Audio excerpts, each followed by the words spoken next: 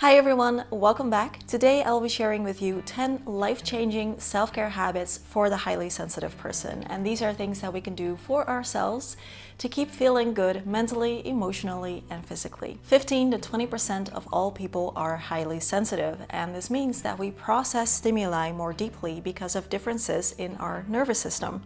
It comes with many advantages, such as being creative, observant, insightful, and we have a strong sense of intuition, empathy, and resilience.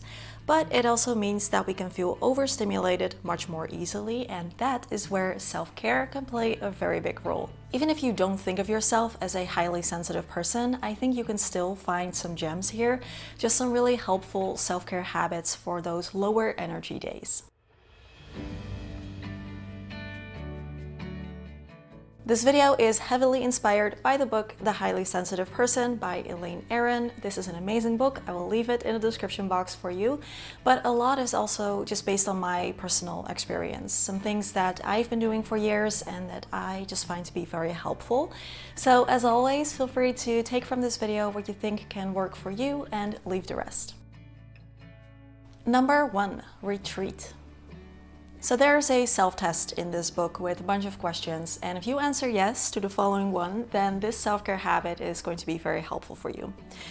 I find myself needing to withdraw during busy days into bed or into a darkened room or any place where I can have some privacy and relief from stimulation. I had to laugh out loud when I first read that one because it is literally what I do. I go into our bedroom, I close the door, I shut the curtains, I have on this kind of like low, pleasing, soothing light and some soothing music, and then I read a book or drink a cup of tea. This works wonders, and it's not strange because this is how us HSPs recover from overstimulation. And the good thing is that we do get overstimulated much more quickly, but we also recover nicely when we take some time for it. So if you feel like this is what you need to do, then try to give that to yourself somehow instead of pushing that feeling away. So when I was still working in an office, sometimes I would take a bathroom break if I felt like this. I didn't need to go to the bathroom, I just wanted to be by myself for a few minutes, or I would actually sometimes go to the cafeteria in this little corner where no one could find me to just decompress somewhere quiet for a few minutes. Number 2, take a healing shower or bath. There is something truly healing about water, and this is something that I've always found to be true and was surprised to read it in the book as well. So drinking a glass of water when you're feeling emotional, or walking along the beach or near a lake, or taking a shower or a bath. For me, this is the ultimate self-care activity for low energy days. And I've actually read studies that show that taking a bath can activate our parasympathetic nervous system, which is the system responsible for relaxation. It slows down our heart rate, it lowers our blood pressure, it promotes digestion, and I always find that when I'm taking a shower, I start to, after a few minutes, I start to sigh, and it really feels like I'm letting something go, and I always come out feeling more relaxed and less anxious. So my advice, every once in a while, to take a shower or a bath where you just enjoy the shower or the bath. So you're not doing anything else like productive in there, you're not washing your hair or shaving or anything else. Just enjoying the warm water, the steam, and allowing yourself just that me time. It's really magical. Number 3, gentle and joyful exercise. We all need exercise, and HSPs do as well. It is great for reducing overwhelm and creating a sense of empowerment. Regular exercise has also been associated with greater resilience to acute stress and can lower high cortisol, which we will talk more about later because that is very important for us HSPs. And many HSPs, including me, grew up to kind of hate exercising because of PE, which is the highly sensitive person's nightmare with the loud children and the scary, difficult exercises and the bossy teachers making us do things that don't feel right for our body. I used to get a really bad stomach ache every time PE came around because I hated it so much, and I never would have thought that I would come to love exercising later in my life. Now, exercising is the best thing that I can do for my mental health, for my physical and emotional health, and for reducing overwhelm in my life. But the key thing here is gentle and joyful exercise. Nothing that depletes my body's resources, but instead replenishes them. Of course, walking is amazing, especially if you can do it somewhere in nature or in a park. For me, I try to go for a walk at least once every 2 days. Then yoga, some strength training, dance workouts that you find fun, anything that you find enjoyable and doable. It is okay to kind of meet your physical boundaries and seek them out, but you never have to cross them. Punishing your body and crossing your physical boundaries does not help if you are a highly sensitive person. It only causes extremely long recovery times. It puts a lot of stress on the body. It does more harm than good. So learn to love exercising by making it gentle and joyful and working with your body instead of against it. Number 4, take care of your home environment.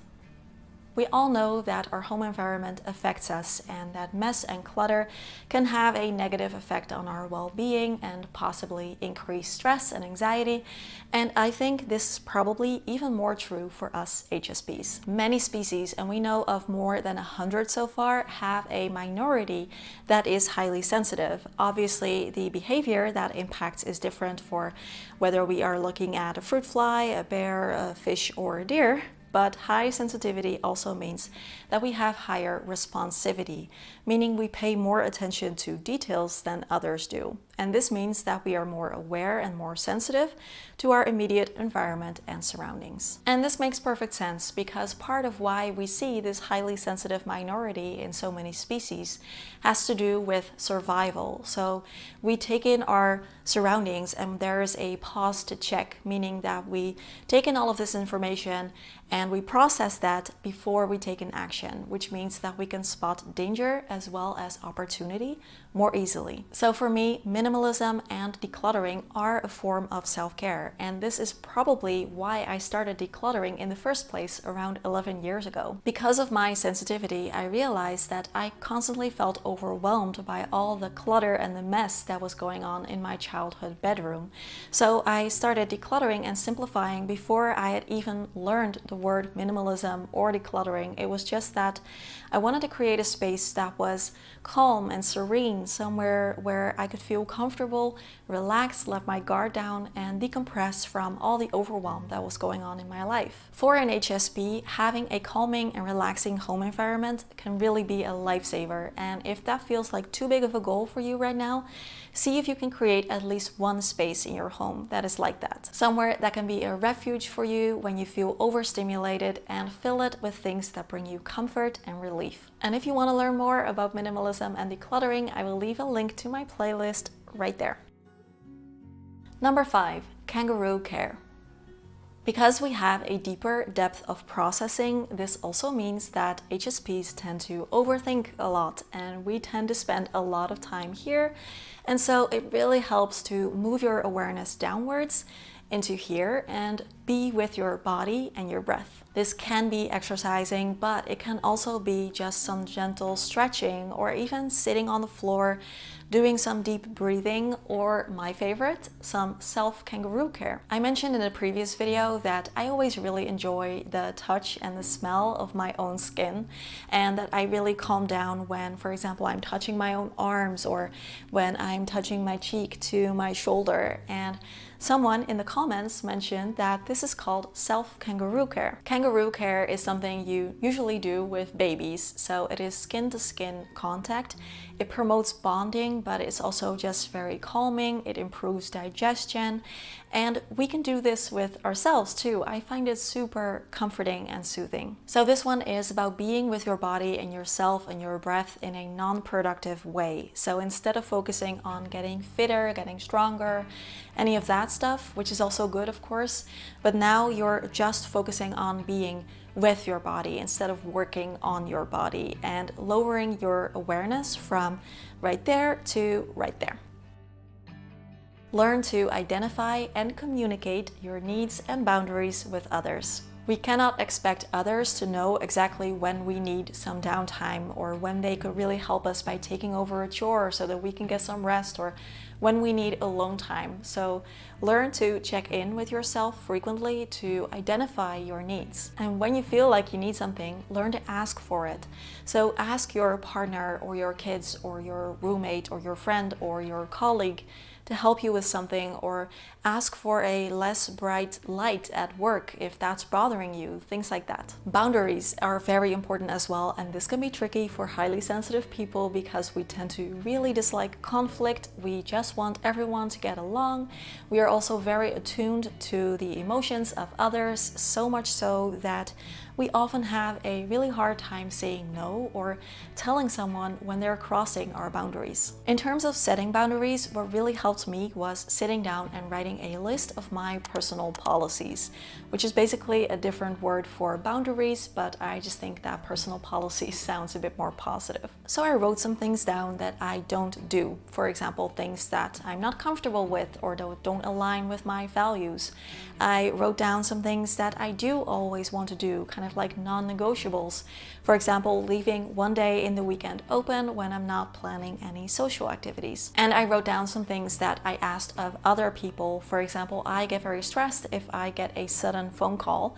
So I asked people, unless it's urgent of course, please let me know in advance, send me a text that you're gonna call me, and kind of like the general thing what it's about, so that I don't get stressed by receiving a sudden call. These are just some examples, of course. Your personal policies might be very different, but sit down and write a list of things that you don't do, things you do, and things you want others to know, and use that list as kind of like a framework going forward.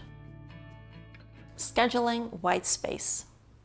White space is dedicated time that you have planned in your calendar specifically to allow you to reflect, unwind, and come up for air. So this is empty time in between the rest of your activities, and because you planned it in advance, you know that you will have these little pockets of time in between. HSPs cannot keep going during the day without these little breaks in between. We need them to recenter, regroup, and move on to the next thing. So if you are used to planning things back to back or running from one thing to the next, then this tip is going to be life-changing for you. White space is why we often come up with our best and most creative ideas when we're taking a shower. It is because we're allowing our brain a little break, and everyone needs moments like that, but HSPs need them more often, so schedule them for yourself in advance.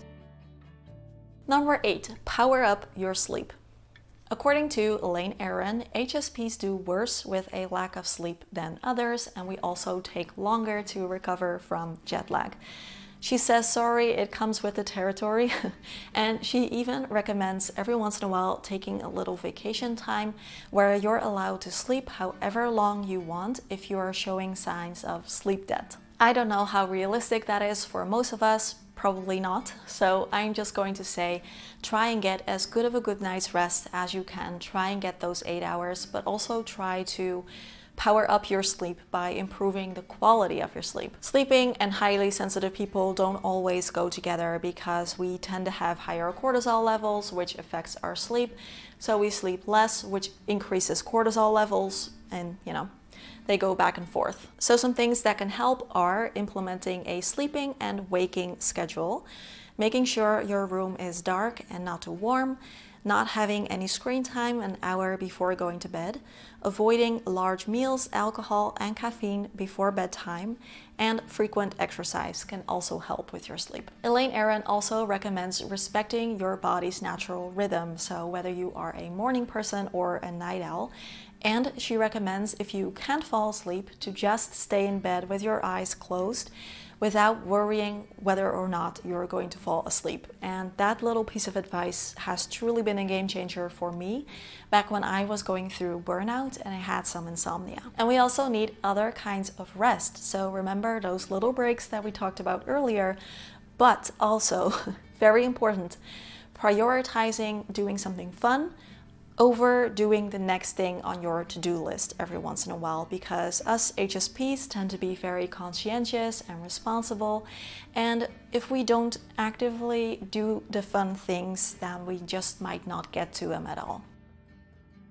Every once in a while, remember to charge up your heart. I know this sounds a little hooey-wooey, but hear me out. One of the best things about being a highly sensitive person is that beautiful things affect us so much more deeply, and we can use that to our advantage. If you experience something beautiful, it really feels like you're charging up your heart space. So use that. Whether you love art or movies or music or books, or whether you charge up by being in nature or spending quality time with a good friend or cooking a new recipe or engaging in a creative hobby, whatever it is that lifts you up and moves you in a positive way, try to get some of that frequently. Of course, everyone needs things like that every once in a while. It's just that us HSPs tend to really feel like we can go on again after something like that, especially things that have to do with the senses. So just the smell of delicious food or the sound of birds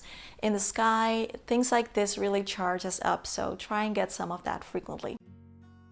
Number 10, try lowering your cortisol, but don't stress about being stressed. This book also talks about how HSPs are more prone to chronically elevated levels of cortisol, otherwise known as the stress hormone. And this is not because we are fragile people who cannot deal with life, it's just because of the fact that we are overstimulated a lot and our body releases cortisol levels when we feel overstimulated, for example, when we are in a loud or crowded environment. And reading this for the first time for me was again such a light bulb moment, because I have had several stress-related health issues in my life, and the doctor would always just say, try to have less stress, try to relax more. And with the exception of a few times in my life, I've never really identified as someone who is always very stressed. I'm usually pretty laid back, and I don't have any proof for this, but now I think that this was just because of my sensitivity and the fact that my body just produces cortisol more quickly if I feel overstimulated. So if you recognize this, here are a few things that can help you to manage this stress and your cortisol levels. If you're in an argument and you feel threatened or defensive, try to calm down a little bit first before you continue the discussion. Plan ahead if you're going somewhere where there's going to be a lot of stimulation. So for example, if I'm going out and there's a strong wind, I will bring something to cover my ears because strong wind overwhelms me very quickly. Improve your sleep and get enough sleep, very important for cortisol, like we talked about earlier in the video. Meditating and breathing exercises, have fun and laugh, and try to eat whole grains, fruits and vegetables, beans and legumes, and my personal favorite, green tea. But I do want to add something important here, and that is to try and not stress about being stressed. We know about stress that it can have an effect on our health and our well-being, and so we can easily feel worried about being stressed, but that's only going to stress us out further. So try to remember that stress is a part of life and it is okay to feel like that. Just try to do your best to take good care of yourself. That's really all you can do. And of course, you can always see a healthcare professional too if you feel like that would be beneficial. In the end, life can be overwhelming, and our heightened awareness and sensitivity can make us feel like the daily grind of life can be too much. But I do think that as highly sensitive people, there's really nothing that we cannot do. It just takes a bit more planning and self-care to avoid, completely crashing. Like I said before in a previous video, there's tough and then there's strong. And while sensitive people might not be super tough or sturdy in that sense of the word, we are very strong. So feel good about yourself and your sensitivity, because it is what makes you who you are. Please let me know which of these self-care habits you would like to work on the most. I always love reading your stories, so leave that in the comments. And if you want more of this kind of content, I will leave my HSP playlist right there and in the description box as well. Thank you so much for still being here and watching this video all the way to the end. If you enjoyed it, I would love it if you could give this video a thumbs up and subscribe to the channel, because that will help this video reach more people. As always, questions, comments, conversations down below. Have a wonderful day, and I will see you all again soon. Bye bye. Do you remember the Powerpuff Girls? I was a big fan when I was a kid, and I think Bubbles is the ultimate example of a highly sensitive person who's also a badass.